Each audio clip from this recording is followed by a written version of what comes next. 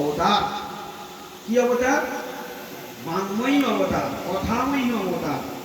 হ্যাঁ, বাক্যরূপে শব্দরূপে তিনি আবির্ভূত হয়েছেন। কখনো তাকে শব্দ ব্রহ্মরূপী ভগবান বলা হয়, কখনো তাকে বাংময়ী অবতার বলা হয়। এই জন্য কখনো তাকে বাচক অবতারও বলা হয়। যেন ভাগবত শব্দটি কোনো সাধারণ শব্দ। ভাগবত হলেন অভিন্ন ভগবান। কৃষ্ণ আর ভাগবত, শ্রীমদ্ ভাগবতের মধ্যে কোনো তফাৎ নেই। এ কথাটা বারে বারেই আমাদের প্রত্যেককে বলা হয় এবং শোনা হয়, এবং এই কথাটি প্রত্যেকের হৃদয়ে যতদিন না গেঁথে যাবে ততদিন পর্যন্ত তার ভাগবত শ্রবণ হবে।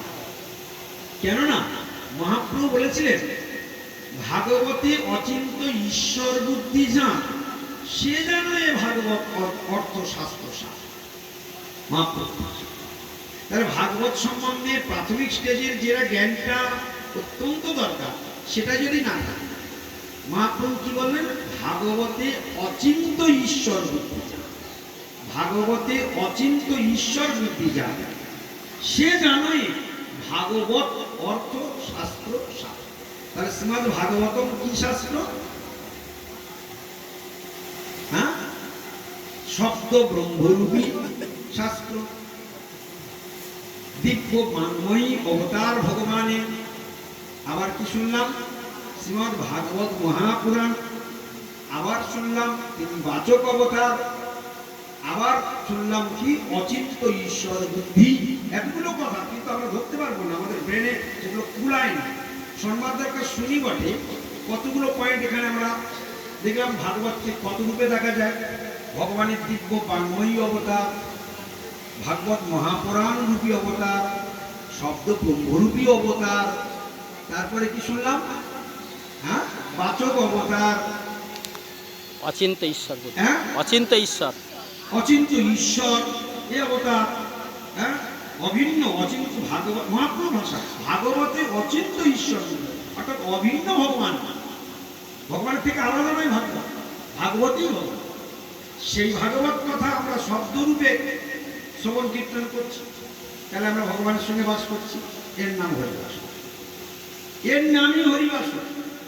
হরির সঙ্গে বাস, হরির কথায় যদি কাল কাটাতে পারি তাহলে হরিবাস। বলে এটাকে কি করতে হবে? এইটাকে ধীরে ধীরে ধীরে ধীরে চরমে তুলতে হবে।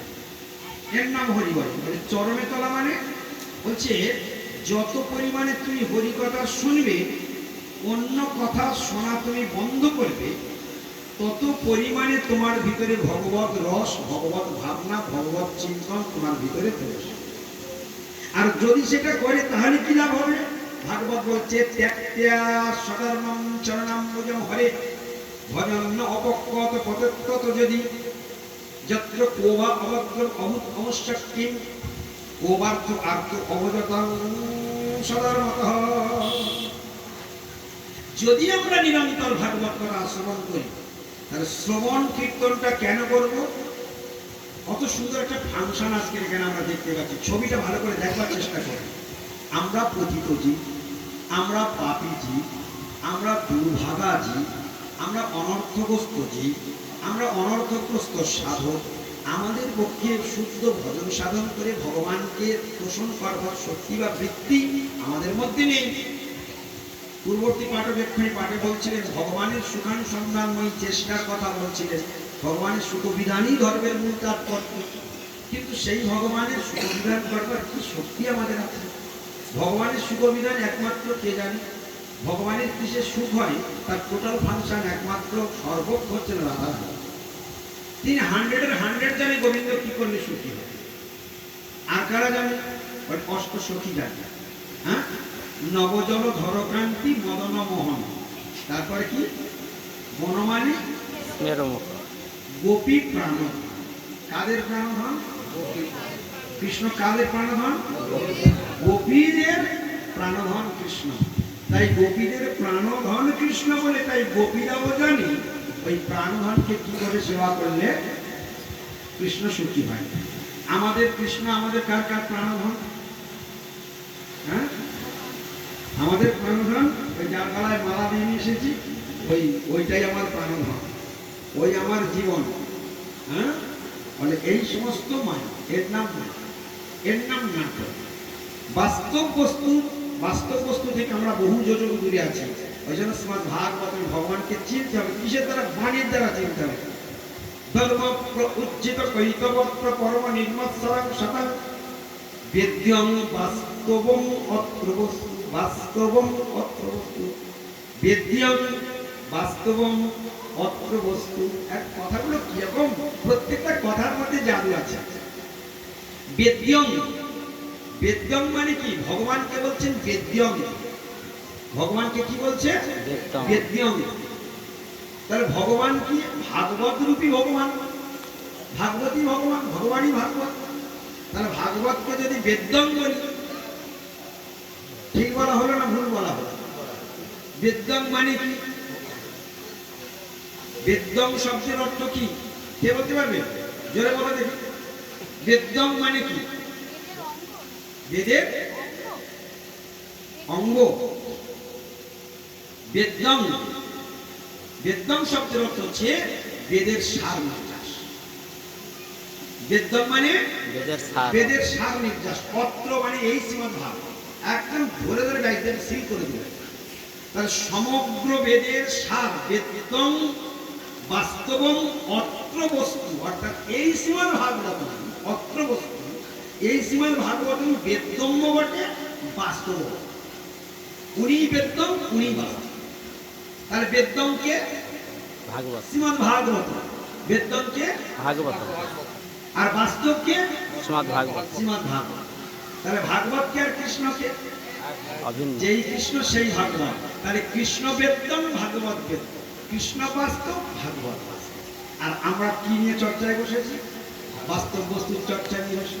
সংসার থেকে বেরিয়ে এসে কিছুক্ষণের জন্য কায়, মন, বাক তিনটাকে ভগবানে নিযুক্ত করবার জন্য এসেছি। কায়টা শরীরকে এখন বাড়ি থেকে টেনে বহন করে নিয়ে এসে সবার মধ্যে, হরিসভার মধ্যে বসিয়ে দিয়েছি। তাহলে আমার শরীরটা কায়, কায় মানে শরীর। শরীরটা এখন কোথায় আছে? ভগবানের নিকট নিয়ে এসেছি। বাক্যটা এখন কোথায় আছে? ভগবান। ভগবানের কাছেই রয়েছে। আর মন দিয়ে যদি কথা শুনি তাহলে মনটা কার কাছে আছে? ভগবান। তাহলে কায়, মন আর বাক্য, এই তিনটেকে দণ্ড দেওয়ার নাম হলো দ্বিদণ্ড দণ্ড। সন্ন্যাস। কায়, মন আর বাক্য, আমরা এখন তিনটে এই ভগবানকে দেওয়ার জন্য এখানে সমবেত হয়েছি। এইটা যখন প্র্যাকটিস করতে করতে চরমে উঠবে, প্র্যাকটিস করতে করতে চরমে উঠবে, সেটা কিরকম? প্র্যাকটিসটা কিরকম? দিবারাত্র যদি ভগবানের কথা মনে মনে চিন্তন হয় তাহলে মনটা কোথায় চলে যাবে? এখন মনটা যদি 20% কৃষ্ণ চিন্তা করি, 80% যদি সংসার চিন্তা করে, তাহলে কি আর ভগবানের দিকে যথাযথ অগ্রসর হলো? যথাযথ অগ্রসর হলো না। তাহলে এই মনটাকে কিভাবে নিয়ে যাবো বলে আমার সাধ্য নেই। ভগবান অর্জুনকে এই প্রশ্নই করেছিলেন গোবিন্দকে, গোবিন্দ মন তো বায়ুর সুদুষ্কর, বায়ুকে তবু কন্ট্রোল করা যায়, বাতাসকে তবু কন্ট্রোল করা যায়, কিন্তু মনকে কন্ট্রোল করা যায় না। এই উপায় কি? কিভাবে এই মনকে কন্ট্রোল করা যায়? ভগবান কত সুন্দর উত্তর দিয়েছিলেন বলতো। দুটো শব্দ, কে কে বলবে হাত ধরে, মুখ খুলবে না। দুটো শব্দ আছে মাত্র, দুটো পয়েন্ট। বলবে না এখন, হাত তুলে থাকতে হবে, বলতে পারবে না। দুজন হাত তুলেছে।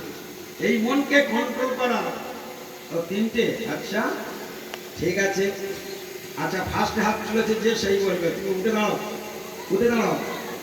মনকে কন্ট্রোল করার জন্য ভগবান কি প্রসেস দিয়েছেন? হরে কৃষ্ণ।